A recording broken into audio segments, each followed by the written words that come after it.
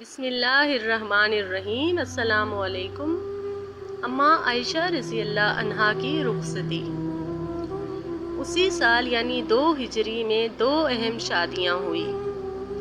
ایک عائشہ صدیقہ رضی اللہ عنہا بنت صدیق اکبر رضی اللہ عنہ کی شادی رسول اللہ صلی اللہ علیہ وسلم کے ساتھ۔ دوسری سیدہ فاطمہ رضی اللہ عنہا بنت رسول اللہ صلی اللہ علیہ وسلم کی شادی حضرت علی رضی اللہ عنہ کے ساتھ۔ حضرت عائشہ رضی اللہ عنہا کی شادی تو صرف رخصتی تھی، کیونکہ نکاح وغیرہ 2 سال پہلے ہی مکہ مکرمہ میں ہو چکا تھا۔ واقدی اور حاکم نے عروہ رضی اللہ عنہ سے روایت کی کہ جب حضرت خدیجہ رضی اللہ عنہا کی وفات ہوئی تو رسول اللہ صلی اللہ علیہ وسلم اپنی شریک حیات، مشیرکار، دینی کوششوں میں مددگار بیوی سے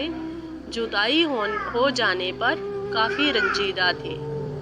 اسی زمانے میں حضور صلی اللہ علیہ وسلم نے بحالت خواب دیکھا کہ حضرت جبرائیل علیہ السلام جناب عائشہ صدیقہ رضی اللہ عنہا کو ایک گہوارے میں لائے اور کہا، یہ زوجہ آپ کے غم کو رفع کریں گی اور ان کے اندر آپ حضرت خدیجہ رضی اللہ عنہا کی خوبیاں اور محاسن پائیں گے، ان کی قائم مقام ہوں گی۔ ابو یعلی بزاز ابن ابی عمر مدنی اور حاکم نے اس حدیث کو صحیح کہہ کر حضرت عائشہ صدیقہ رضی اللہ عنہا سے روایت کی کہ مجھ سے رسول اللہ صلی اللہ علیہ وسلم نے نکاح نہیں کیا تھا کہ حضرت جبرائیل علیہ السلام نے مجھے خواب میں دکھایا اور حضور صلی اللہ علیہ وسلم کے ساتھ میرا نکاح کیا۔ میں اس زمانے میں کم سن رہی تھی اور جب میرا نکاح ہو گیا تو اللہ نے میرے اندر شرم و حیا کو بڑی عورتوں کی طرح پیدا فرما دیا، باوجود یہ کہ میں صغیر سن تھی۔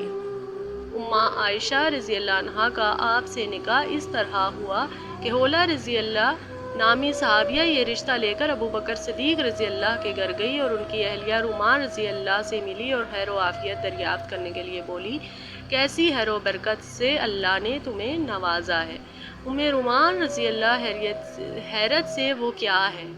حولہ، مجھے رسول صلی اللہ علیہ وسلم نے عائشہ رضی اللہ عنہا کے لیے پیغام دے کر بھیجا ہے۔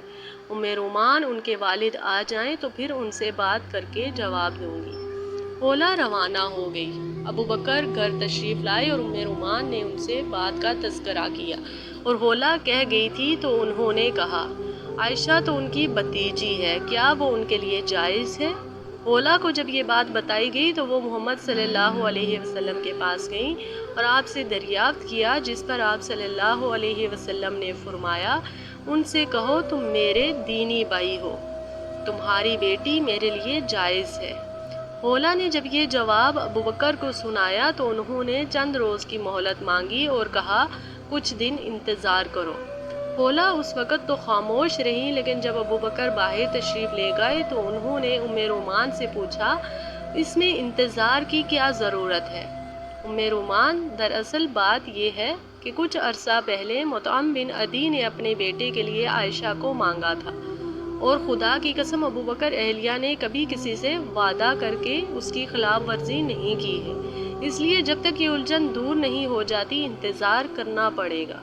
ابو بکر یہ کہنے کو تو یہ بات کہہ گئے تھے کہ ذرا انتظار کرو، لیکن دل سے چاہتے تھے کہ عائشہ کا نکاح محمد صلی اللہ علیہ وسلم سے ہو جائے، اس لیے وہ گھر سے نکل کر سیدھے مطعم بن عدی کے گھر پہنچے تو حسن اتفاق سے وہاں دونوں میاں بیوی موجود تھے۔ ابو بکر رضی اللہ نے عائشہ کے نکاح کی بات چیت شروع کی تو مطعم کی بیوی بولی، اے ابو بکر، ہمیں اندیشہ ہے کہ اگر ہم اپنے لڑکے کا بیاہ تمہاری لڑکی سے کر دیں تو تم ہمارے لڑکے کو بھی آبائی دین سے پھیر دو گے۔ ابو بکر نے مطعم سے مخاطب ہو کر پوچھا، کیا تمہارا بھی یہی قول ہے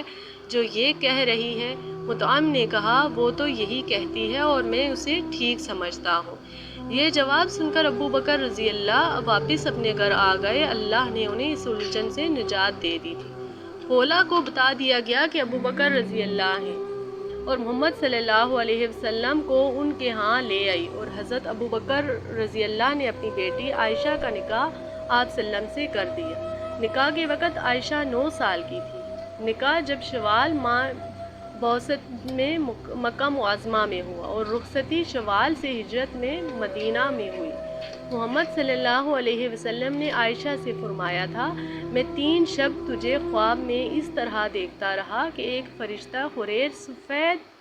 کے پارچے میں تیری تصویر کو میرے سامنے لاتا تھا اور کہتا تھا کہ یہ حضور کی بیوی ہے، اور میں تصویر کا پردہ اٹھا کر چہرہ دیکھتا تھا جو بالکل تیرا ہی چہرہ ہوتا تھا۔ میں یہ دیکھ کر کہہ دیا کرتا تھا کہ اگر یہ اطلاع خدا کی جانب سے ہے تو وہ خود ہی اسے پورا بھی کر دے گا۔ یہ عائشہ رضی اللہ عنہا ہی ہیں جنہیں سب عورتوں پر ایسی فضیلت ہے جیسے سرید کو تمام خانوں پر، جن کے لحاف میں بھی محمد صلی اللہ علیہ وسلم پر وحی نازل ہوئی تھی، جبکہ دوسری ازواج کے بستروں پر کبھی ایسا نہیں ہوا، جنہیں جبرائیل امین نے سلام کہا اور جواب میں انہوں نے فرمایا ان پر اللہ کا سلام اور رحمت ہو، جن کے صدقے میں تمیم کی آیت نازل ہوئی، جن سے بڑھ کر معافی قرآن، احکام حلال و حرام، اشعار عرب المیراث اور علم النساب میں کوئی دوسرا نہ تھا، جن کے پاس ہر مشکل اور پیچیدہ مسئلے میں صحابہ رجوع کرتے اور ہر چیز کا جواب پاتے،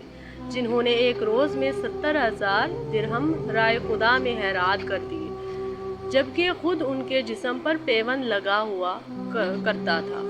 جنہوں نے عبداللہ بن زبیر ان کے بھیجے ہوئے 1,00,000 درہم اسی دن خدا کی راہ میں صدقہ کر دیے تھے، جبکہ وہ خود روزے سے تھی اور رات کو کھانے کے لیے سالن تک نہ تھا۔